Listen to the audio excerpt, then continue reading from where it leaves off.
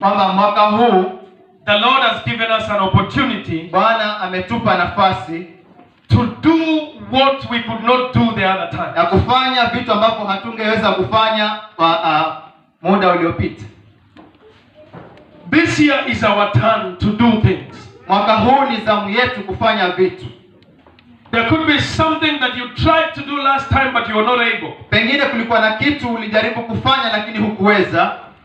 But today the Lord has given us an opportunity. Lakini siku ya leo Bwana ametupa nafasi to do that which we could not do. Na kufanya vile tusingeweza kufanya. It is our time to do it. Ni wakati wetu kufanya hivyo. Praise the name of the Lord. Amen. And last Sunday, na Jumapili iliyopita, we were able to learn something very important. Tuliweza kusoma kitu muhimu sana. And we said, as much as we sing and shout, it is our turn. Na tunasema kama vile tunasema tunakuimba kwamba ni zamu yetu. It can only be our turn if we do something about it. Inaweza kuwa zamu yetu tukifanyia jambo.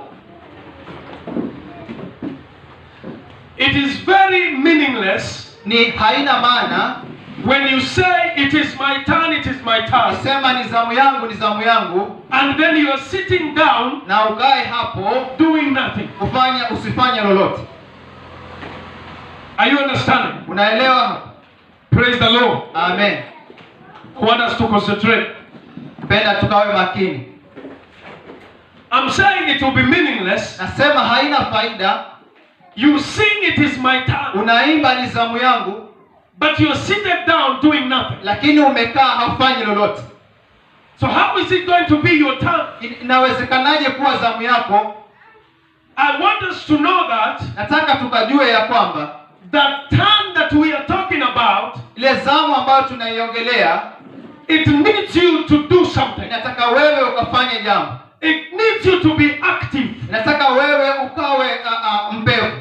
Praise the Lord. Amen.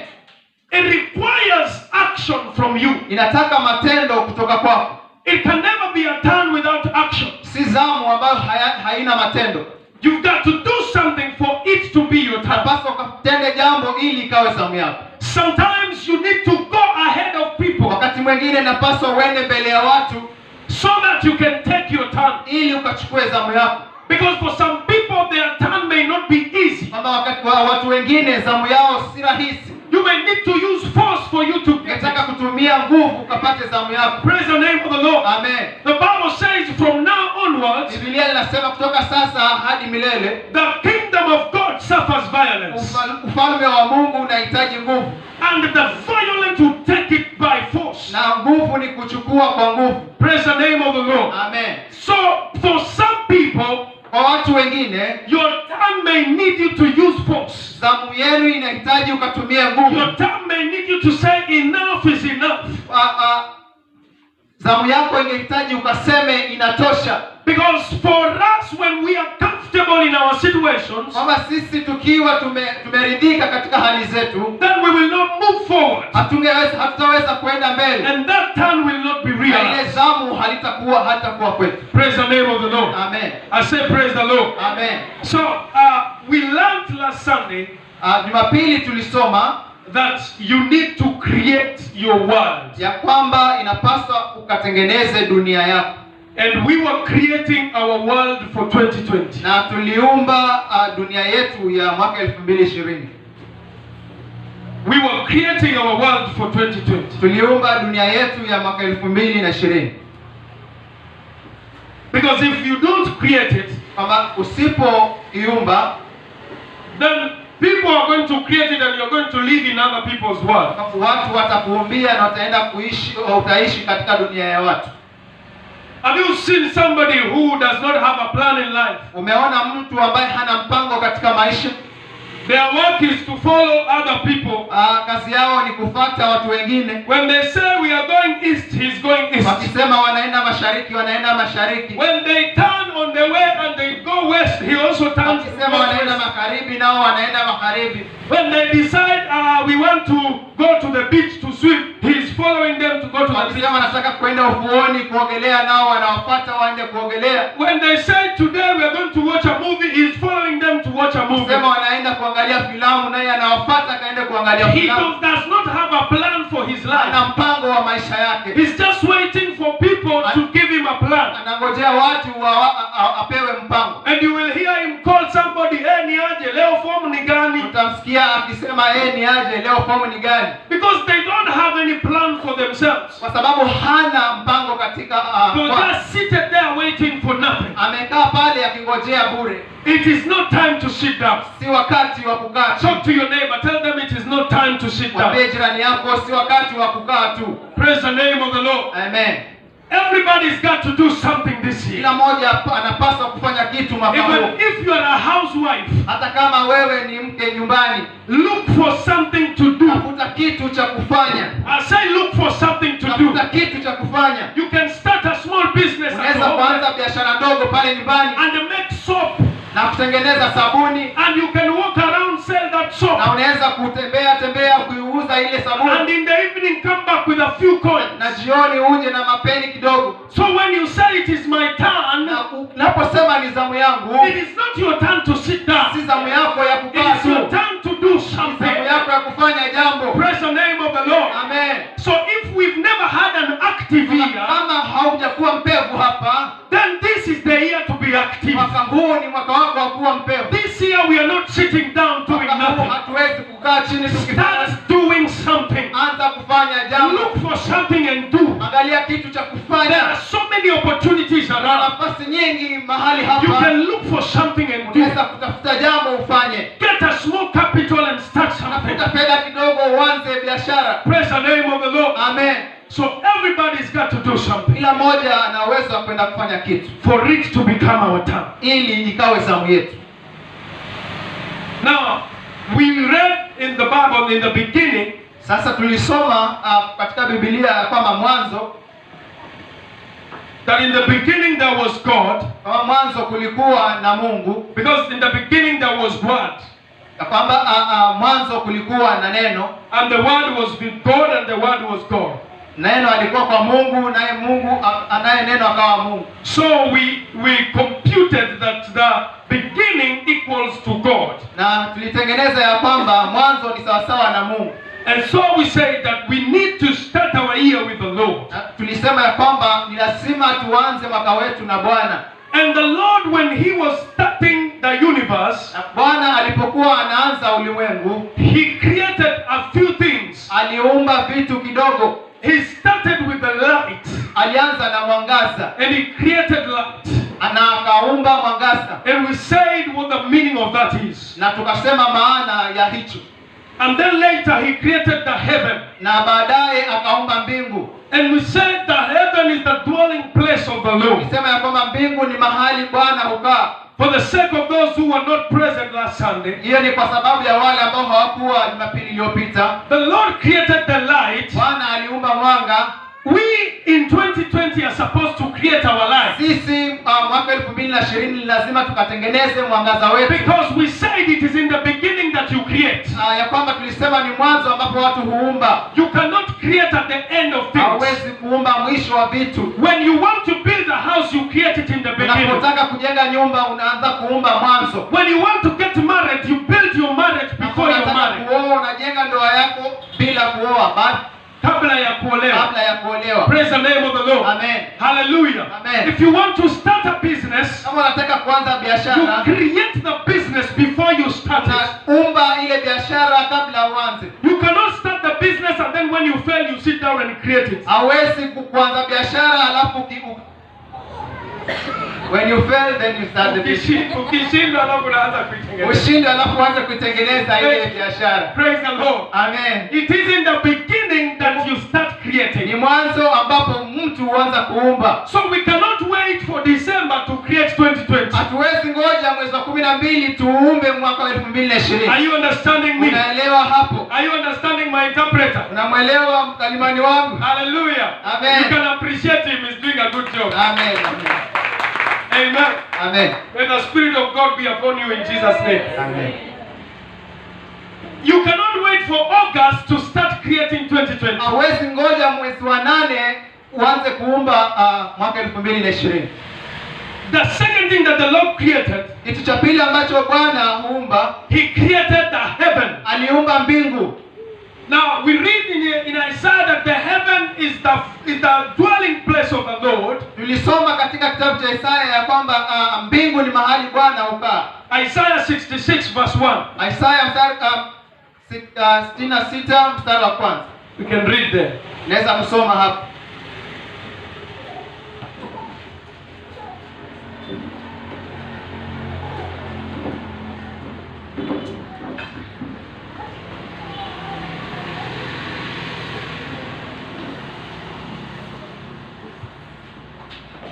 Isaya 66 mstari wa kwanza inasema hivi. Bwana anasema hivi: mbingu ni kiti changu cha enzi, na dunia ni mahali pa kuweka miguu yangu. Amen. Amen. So the heaven is the throne of God. Mbingu ni kiti cha Bwana. Praise the Lord. Amen. Is the throne, ni enzi. So as we are creating 2020, kama tunaumba mwaka 2020, we need to create the heaven. Lazima tukaumbe mbingu. And we said, na tulisema, the heaven is the space for God. Mbingu ni nafasi ya Mungu. As we are planning our year, na vile tunapanga mwaka wetu, let us create space. Ni tukaumbe nafasi ya Mungu. Let us create space for God. Ni tukaumbe nafasi ya Mungu. I know maybe probably you have taken your diary and you have marked dates. Na pengine umechukua kitabu na umeandika, umetengeneza tarehe. February I will go and visit my grandmother. Mwezi wa pili naenda kutembelea nyanya yangu. March I'm going to join a computer college. Mwezi wa tatu naenda kujifunza mambo na tarakilishi. May I'm going to start a business. I'm going to start a business. Mwezi wa tano naenda kuanza biashara. August I'm going to buy a shamba. Mwezi wa 8 naenda kununua shamba. In December I'm going to travel. Mwezi wa 12 nitasafiri. But where is God in your plan? Na katika mpango wako Mungu yuko wapi? Where is God in your plan? Mungu yuko wapi katika mpango wako?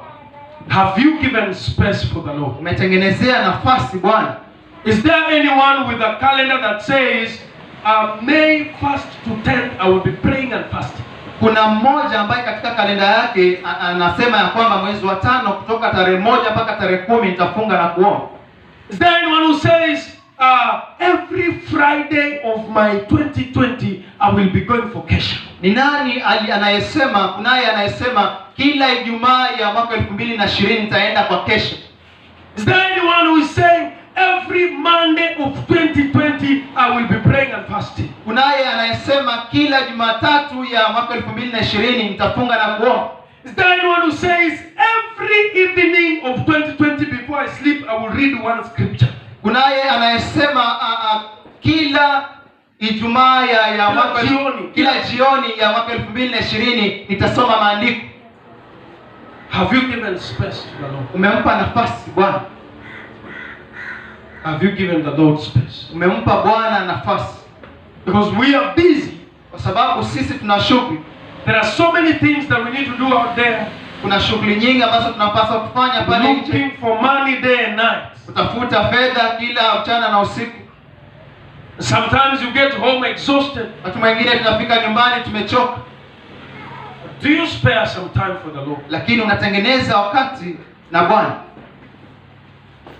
Let there be heaven in 2020. Wacha ikawe mbingu mwaka 2020. I said let there be heaven in 2020. Wacha ikawe mbingu mwaka 2020. May you create space for God. Tengeneza nafasi ya Mungu. As you create space for your work, unapotengeneza nafasi na kazi zako, create space for God. Tengeneza nafasi na Mungu. As you create space for your business, unapotengeneza nafasi na biashara zako, create space for God. Tengeneza nafasi na Mungu. as you create space for your family, unapotengeneza nafasi na familia yako, create space for God. tengeneza nafasi na Mungu. I say as you create space for your education, Unapotengeneza nafasi na elimu, create space for God. tengeneza nafasi na Mungu. Let there be heaven in Wacha ikawe 2020. mbingu mwaka I'm 2020. repeating this over and over. Let there be heaven in 2020. Narudia mara kwa mara, wacha ikawe mbingu mwaka 2020.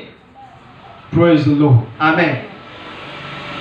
I say the phones take a lot of our time. Nilisema kwamba simu zinachukua muda wetu mwingi. The phones take a lot of our time. Simu zinachukua muda wetu mwingi. But as you create time with your phone, Na unapotengeneza nafasi na simu yako, create time for the Lord. tengeneza nafasi na Bwana. Can there be space inside your phone for the Lord? Wacha inawezekana kuwa kuna nafasi katika simu yako ya Bwana. Inside that phone, can there be space for the Lord? Katika simu yako kuna nafasi ya Bwana. Praise the Lord. Amen. The people that you chat with, Wale watu ambao unaongea nao, is Jesus in the chat list? kunaye Bwana aliye katika yale maongezi. Do you also chat with the Lord? Unaongea na Bwana? Or you're just chatting with people through and through?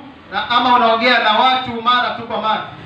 In the matatu, you're busy. Katika matatu wewe At unaongea, home, you're busy. nyumbani uko Inside the ferry, you're busy. wakati wa umefika feri, wewe una chat tu Through and through. mara tu kwa mara. Can you put Jesus in your contacts? Naweza ukaweka Yesu katika simu yako. Praise the Lord. Amen. You see, nowadays we have become very antisocial. Siku hizi tumekuwa watu wengi ambao tunapenda mambo na utandawazi. And zamani, you would see people talking stories in a matatu. Kitambo tulikuwa tunaona watu wanapiga gumzo kwenye matatu. But nowadays you get into a matatu or a bus, Lakini siku hizi unapoingia katika matatu ama basi, and you will think everybody is asleep. unaweza kuona kama kila mmoja amelala. People are awake, Watu hawajalala, but nobody is talking to another person. lakini hakuna anayeongea na mwingine. Everyone is talking with someone who is not inside that bus. Kila mmoja anaongea na mtu ambaye hayuko katika lile basi. You see the way technology is spoiling our lives. Umeona vile teknolojia inaharibu maisha yetu. You're sitting with somebody there in the same seat, Umekaa katika kiti kimoja na mtu pale, but you're talking with someone in Dubai and you're not talking with this one that is here. lakini unaongea na mtu aliye Dubai, ila huongei na mtu aliye hapa.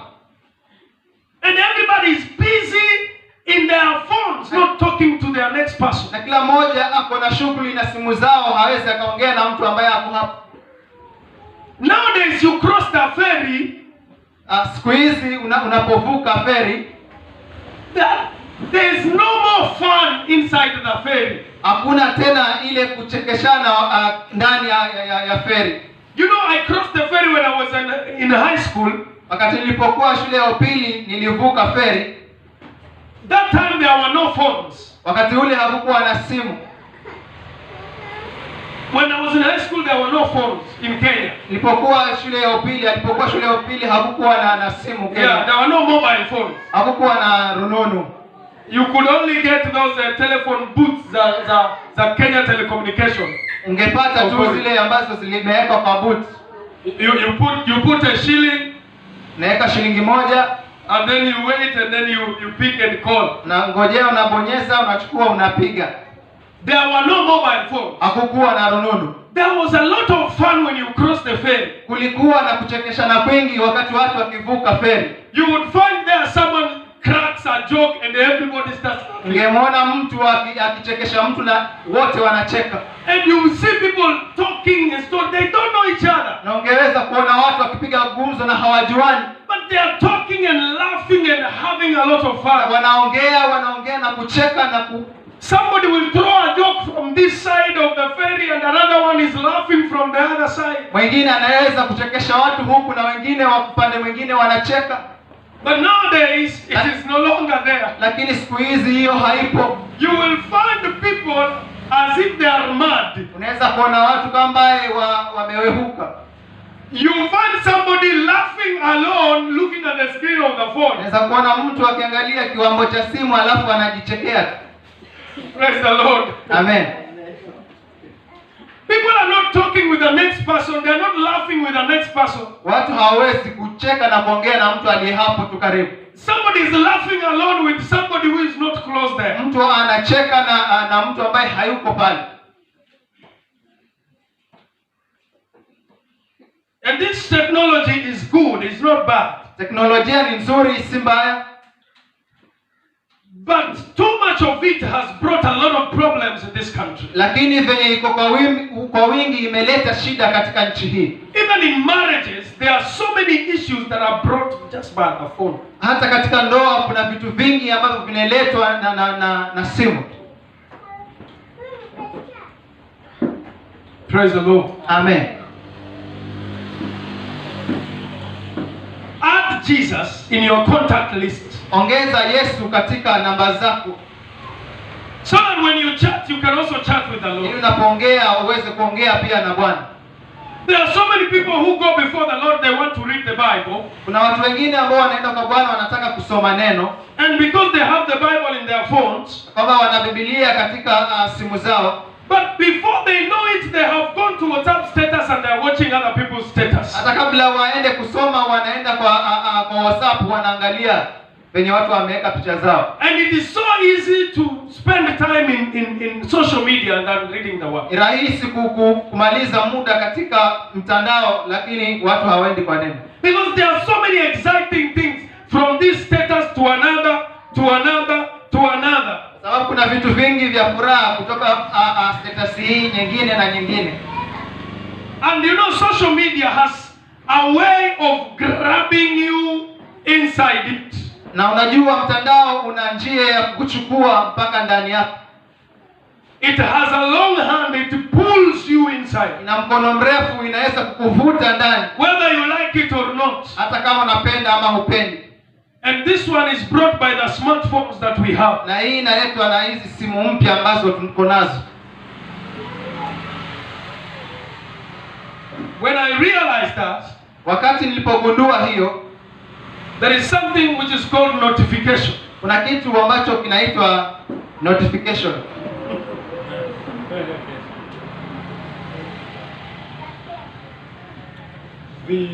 Kama kijulisho.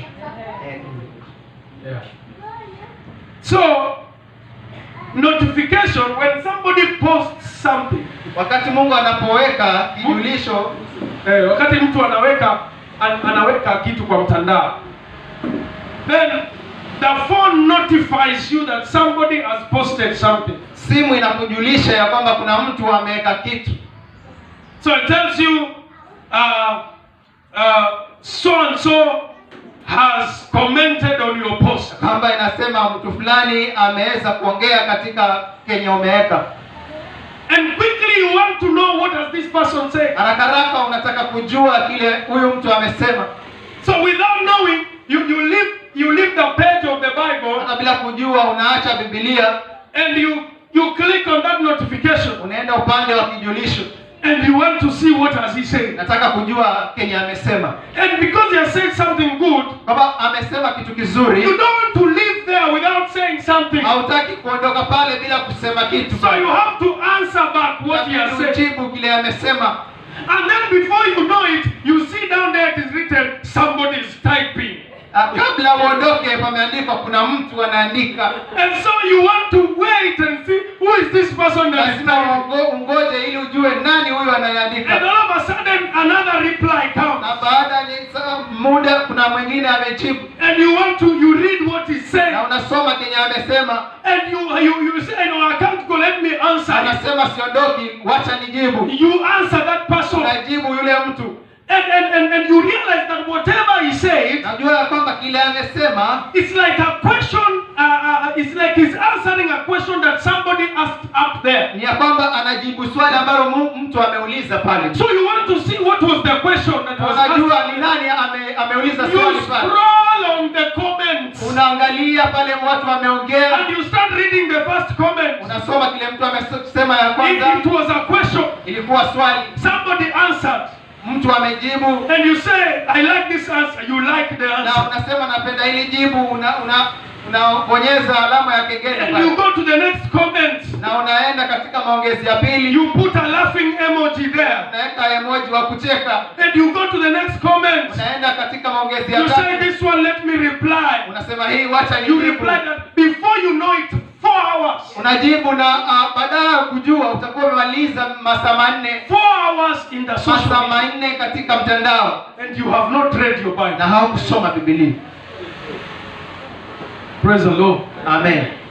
That is how the enemy is stealing our heaven. Hivyo ndivyo adui anaiba mbingu yetu, Is stealing our heaven. anaiba mbingu yetu.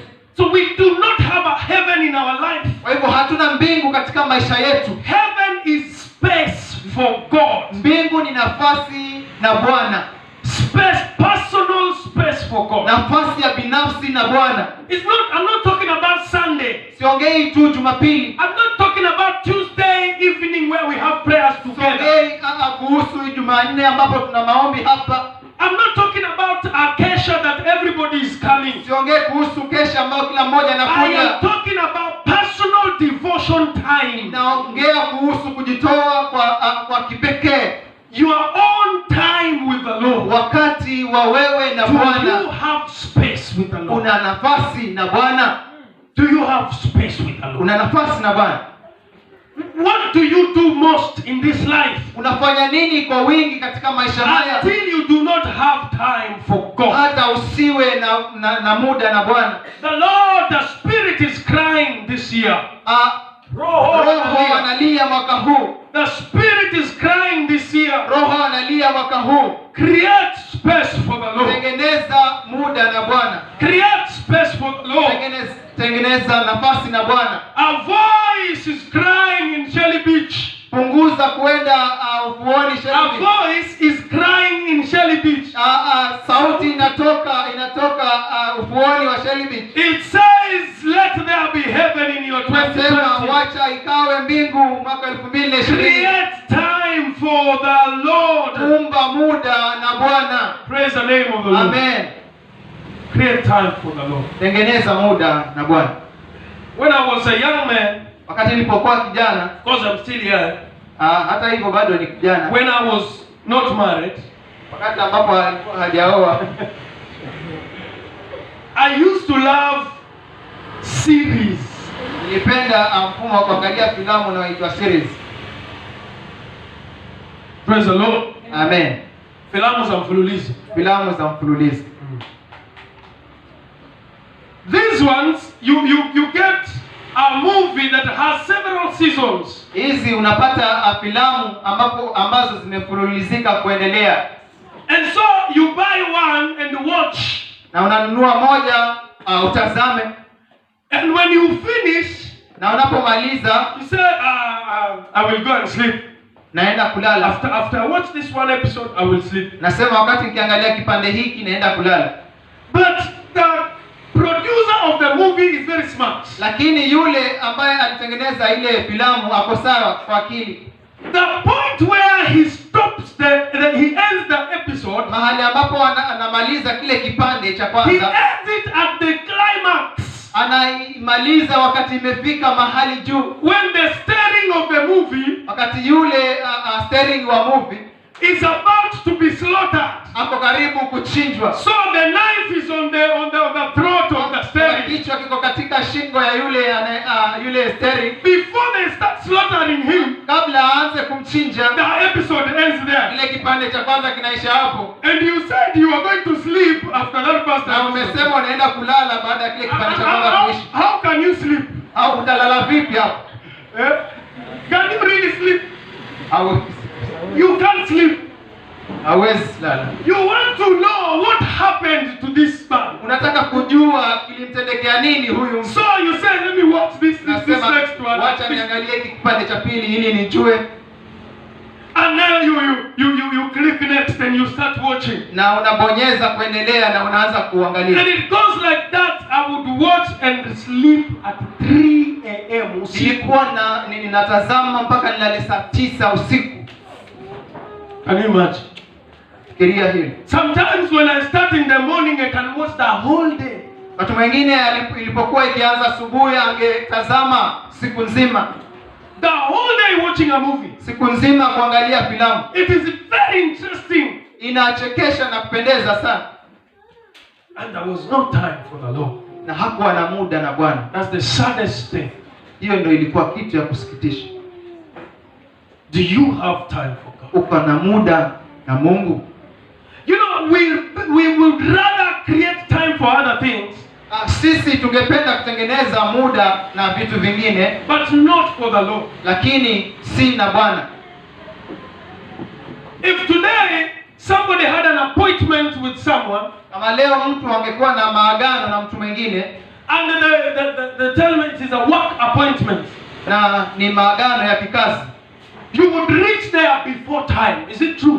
Na ungeweza kufika pale hata baada ya ule muda. Before time. Baada ya ule muda. Kabla ya muda. Yes. Why? Because you don't want to lose that opportunity. Kwa sababu hautaki kupoteza ile nafasi. I've not gone for many interviews in my life. Sijaenda kuhojiwa mara nyingi maishani mwangu. I think I have gone for 2 interviews my entire life. Amehojiwa kama mara 2. Yeah, think 2 if I'm not wrong. Mara 2 kama hajakosea. Because I am so much into the business, so I don't look for employment. Sababu wako katika biashara, haiwezi angalia mara nyingi. But I remember very well the second interview that I did.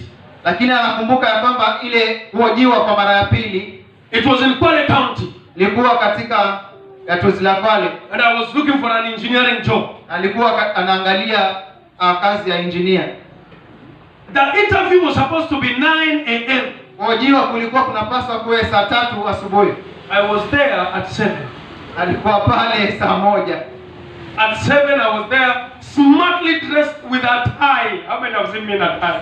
I don't put on a tie. But that day I was in a tie. Alikuwa amevaa vizuri na pia amenyonga tie. Praise the Lord. Amen.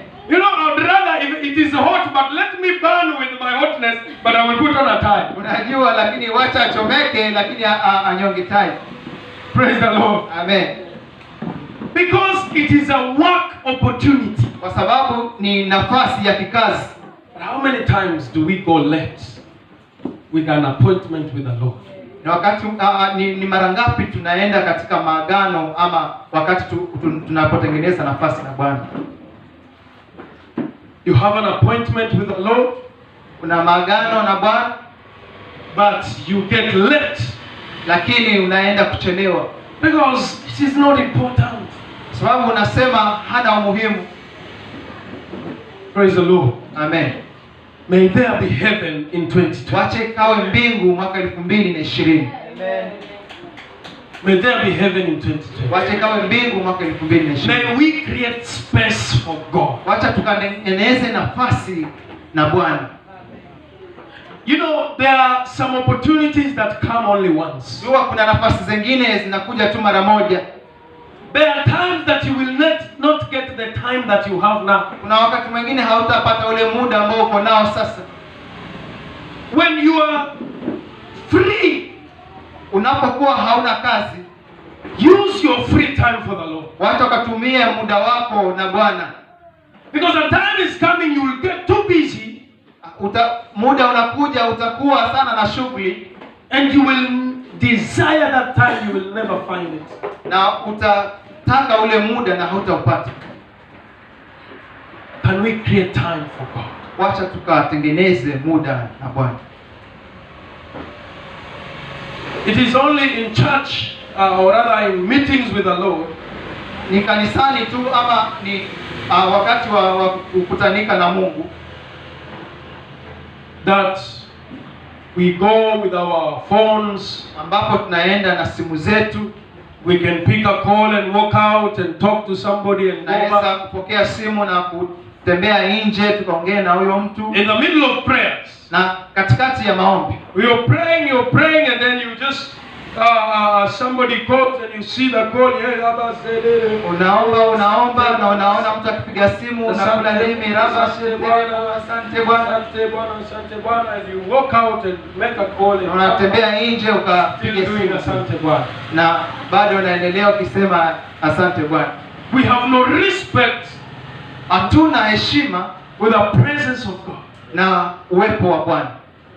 I remember I used to work in an industry. Anakumbuka wakati alipokuwa akifanya katika kiwanda, phones were not allowed inside that industry. Simu hazikuwa zinaruhusiwa ndani ya kiwanda. Everybody had a box, a small metal box. Kila mmoja alikuwa na kisanduku cha chuma. When you enter into the gate of the industry, unapoingia katika lango kuu la kiwanda kile, you remove your clothes and put on an overall. Unatoa nguo zako na unavaa surupwenye. And then you put your overall plus your phone inside that box. Unavaa lile overall alafu unatia nguo zako kwenye kile kisanduku. Together with the phone. Pamoja na ile simu. Until 6 p.m. mpaka saa 12 jioni. From 6 to 6. Toka saa 12 mpaka saa 12.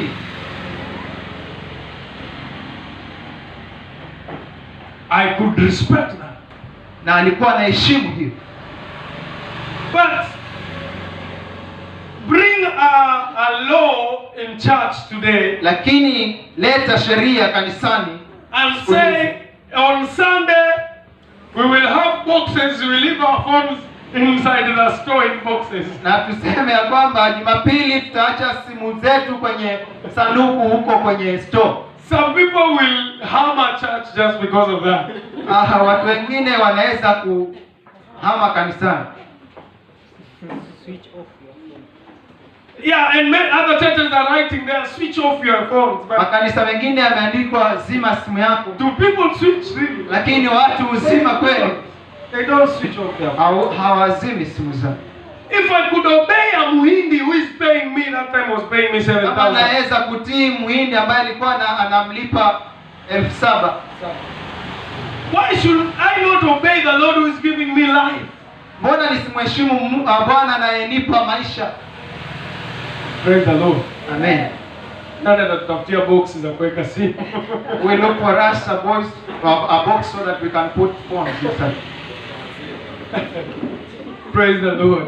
Amen.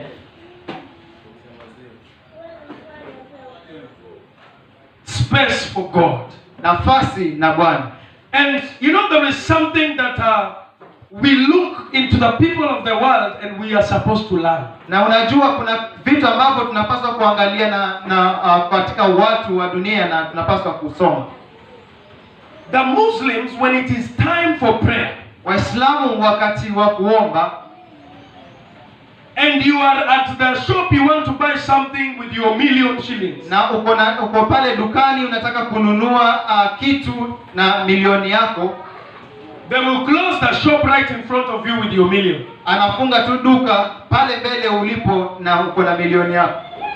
They will tell you, I will come back after prayer. Watakwambia nitarudi baada ya maombi. And you will wait there. Na utangoja pale.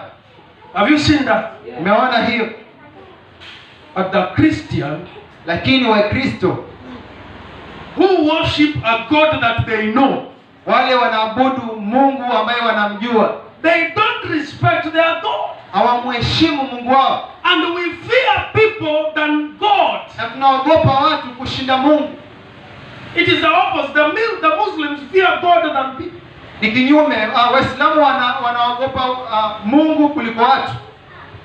But as we fear people than God. Lakini sisi tunaogopa watu kuliko Mungu. When your boss tells you you have to come to work on mwajiri wako ama bosi wako akisema njoo Jumapili, you fear him than God. unamwogopa kuliko Mungu. You'd rather take that time for God and give it to your employer. Unaweza kuchukua muda wako na Mungu kampa yule mwajiri wako. It's not because Sio kwa sababu we have problems with money. tuna shida na fedha. It is because we do not have an understanding of the importance of God's time. Kwa sababu hatuna ufahamu ya kuwa muda na Bwana ni muhimu. Praise the Lord. Amen.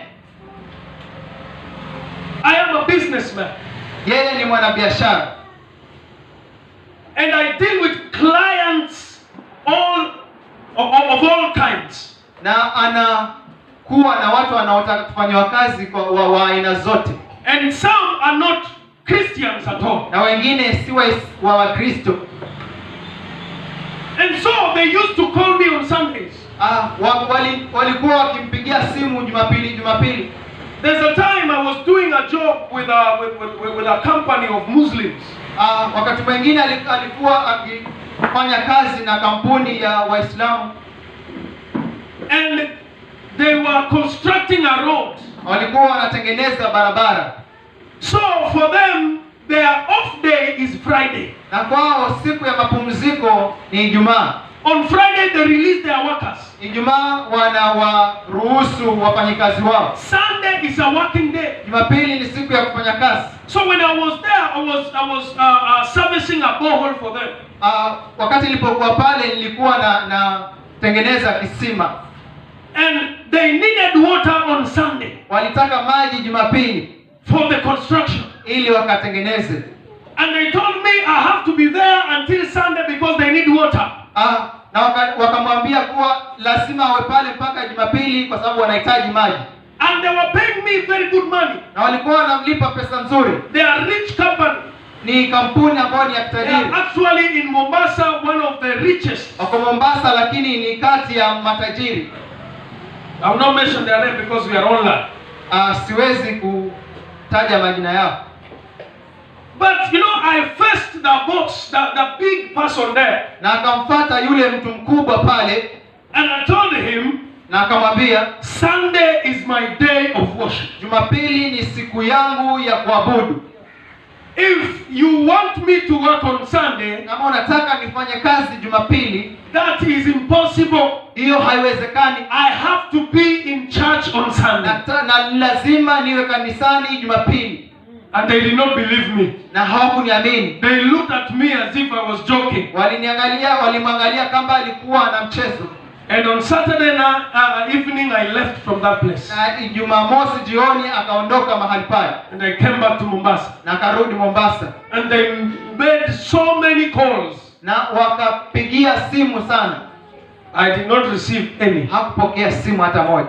And on Monday I called back. Na Jumatatu akapiga simu. Asked them if I still have the contract or not. Kuwauliza kama bado niko katika makubaliano yao ama la. They said yes, come, we don't have water. Wakasema njoo hatuna maji. Praise the Lord. Amen. And they had to respect that until the contract was over. Waliheshimu hiyo mpaka yale makubaliano yakaisha. Right now there's a contract I'm doing in Bura. Na kuna makubaliano mengine kule Bura anafanya. They know, wanajua that every Friday I have to leave from that place. Kwamba kila Ijumaa lazima aondoke kule. It doesn't matter the work is over or not. Haijalishi kama kazi imeisha au la. I have to come back. They know. Lazima arudi, wanajua hiyo. And I tell them clearly, I don't fear. Na aliwaambia tu waziwazi kwa sababu haogopi. That my work, kwamba kazi yake I will do from Monday to Friday. Nafanya kutoka Jumatatu mpaka Ijumaa. If I must do it, then I can do on Saturday. Kama lazima nifanye, naweza fanya Jumamosi. But Sunday for me is untouched. Lakini Jumapili kwake haigusiki. Sunday is not my day. Jumapili si siku yangu. It is a day for the Lord. Ni siku ya Bwana. And not because I am a pastor. Sio kwa sababu yeye ni mchungaji. I started that even before I became a pastor. Alianza hiyo kabla awe mtumishi. I do not work on Sunday. Haezi fanya kazi Jumapili. Praise the Lord. Amen. Even my workers on Sunday, we make sure that we are all in church. Hata wafanyikazi wake lazima Jumapili wawe kanisani. Are you fearing your boss more than your God? Unaogopa mwajiri wako kushinda Mungu?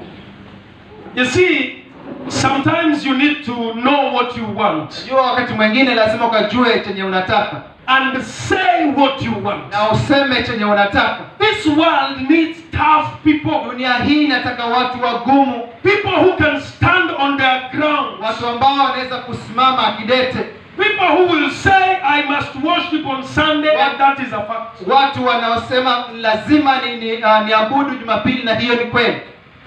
And you see, because you are speaking with the authority of God. Na unaona kwamba kwa sababu unaongea na ukiwa na mamlaka ya Mungu. They cannot sack you.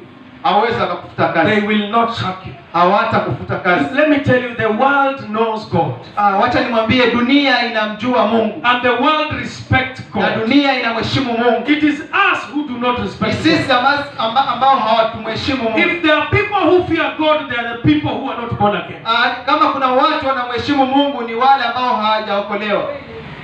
Praise the Lord. Amen. There is a guy that I am working with right now. Kuna mtu ambaye nafanya kazi naye sasa. He's a big person in this country. Ni mtu mkubwa katika hii dunia, katika hii nchi. He's the one who is controlling projects for politicians. Ni mtu ambaye anasimamia vitu vingi ya watu wa siasa. Every, the big people, wale watu wakubwa, the president, the deputy president, they give him his projects. Raisi, mdogo wa raisi, naibu, wanampa kazi wafanye. So when he's given those contracts, he gives me those contracts. Anapowapa wale, anapopewa makubaliano, naye anapea mtumishi makubaliano. So the other day he told me that he called me on a Sunday. Siku nyingine alinipigia Jumapili. Because some work was unfinished. Sababu kazi nyingine haikuwa imeisha. And I had just finished the service and I walked out. I was seated out there. Na nilipomaliza tu ibada nikatembea pale nje. And I saw about 7 missed calls. Na nikaona mtu amempigia simu mara 7. And you know, these politicians, they don't want people to miss their calls. Na unajua hawa wanasiasa hawataki watu wasipokee simu. Because the way they control the economy, na vile tawala uchumi, they want to control everyone. Wanataka watawale kila mmoja. So usually tells me our calls are not missed. Na huwa ananiambia simu zetu ni lazima zijibiwe. So I saw 7 of his missed calls. Nikaona amenipigia mara 7. And I replied, I sent him a text and told him, nilimtumia ujumbe mfupi nikamwambia, I don't pick calls on Sunday. Sipokei simu Jumapili. Because Sunday is my day of worship. Sababu Jumapili ni siku yangu ya kuabudu. And he sent back a text. Na akatuma ujumbe, said, apologies sir. Akasema samahani. Praise the Lord. Amen. My wife knows. I showed her. He said, apologies sir. Alisema samahani. I have trained my clients. Nimewafundisha wale ninawafanyia kazi to respect my God. Kuheshimu Mungu wangu. Your boss cannot respect your God if you yourself does not respect your God. Mwajiri wako hawezi kuheshimu kama wewe haumheshimu Mungu. Are you understanding me? Unaelewa hapo? Even your business will not respect you if you don't respect your God. Hata biashara yako haiwezi kuheshimu kama humheshimu Mungu wako. When you close your business on Sunday, unapofunga biashara yako Jumapili, there's a time we were running an M-Pesa shop. Na wakati mwingine tulikuwa nafanya na duka la M-Pesa. And somebody was advising me, on Sunday people are at home, there are many transactions. Mtu mwingine akanipa wasia, akaniambia, unajua kuna watu wengi Jumapili na kuna mabadilishano mengi. And you see, told them, no, Sunday we cannot open the shop on Sunday. Nilimwambia ya kwamba Jumapili hapana, hatuwezi kufungua duka Jumapili. What is mine the Lord will bring between Monday and Saturday. Kama ni changu Mungu atakileta kuanzia Jumatatu mpaka Jumamosi. Amen. Amen. So everyone that is doing business here, kila mmoja anayefanya biashara hapa, what belongs to you the Lord will bring it between Monday and Saturday. Kile ni chako Bwana atakileta kuanzia Jumatatu mpaka Jumamosi. If you respect the day of worship, kama unaheshimu siku ya kuabudu, then the Lord will give you your money during the week. Au Bwana atakupa fedha yako katikati ya wiki. But if you feel Sunday is when we have better business, na unapohisi kwamba Jumapili ni siku ambayo kuna biashara nzuri, then the Lord will leave you to also look for money that Monday until Saturday. Na Bwana atakuacha utafute pesa mwenyewe. Na atakuacha utafute pesa mwenyewe. He's not going to bring customers. Hataleta makastoma. Praise the Lord. Amen. This lesson for heaven, somo hili la mbingu, it has taken 2 Sundays now. Limechukua Jumapili mbili sasa. I don't know why, but I know the Lord is trying to teach us. Sijui kwa nini, lakini najua ya kwamba Bwana anajaribu kutufundisha kitu. Because last Sunday I stopped there. Sababu Jumapili iliyopita ilifika pale. I was expecting this Sunday to continue. Nilitarajia Jumapili hii niendelee. But the Spirit is crying for that. Lakini Roho analia kwa hiyo. Create time for God. Tengeneza wakati na Bwana. This 2020. Mwaka huu 2020. Create time for God. Tengeneza muda na Mungu. So for those that are employed, kwa wale ambao wameajiriwa, I'm sending you with authority in Jesus' name. Na watuma na mamlaka ya Bwana Yesu Kristo.